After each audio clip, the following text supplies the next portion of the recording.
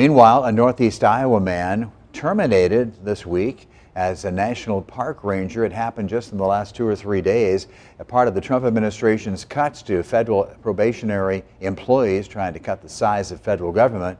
As KWWO reporter Tara Konechny tells us tonight, this man is heartbroken and devastated about losing his dream job. Last Friday, Brian Gibbs was shocked to be locked out of his work email and terminated immediately. This following widespread federal cuts.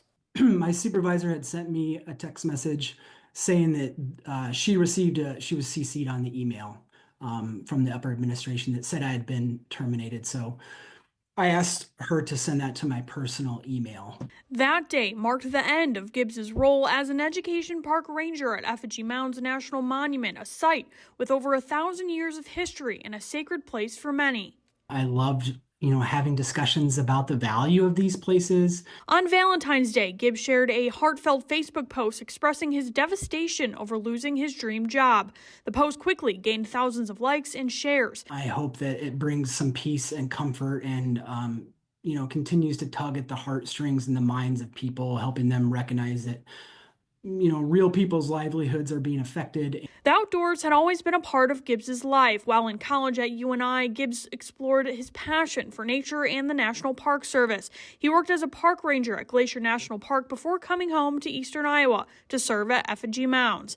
Gibbs has a young son who is proud to see his dad daily in his park ranger uniform before and after work. I give my kid a hug goodbye. He waves goodbye to me in the front picture window, and I come home from work and I walk through the front door and he runs to give me a hug and he asks me, "How was your day at Junior Ranger?"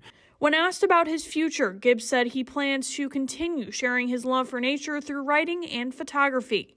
Telling the story of our natural resources through writing and photography, it will fill my spirit and still be able to fill the hearts and minds of American people. Now, I did reach out to the National Park Service for comment on Brian Gibbs's termination as well as the federal cuts, but I did not immediately hear back. In Dubuque, Tara Konechny, News 7 KWWL.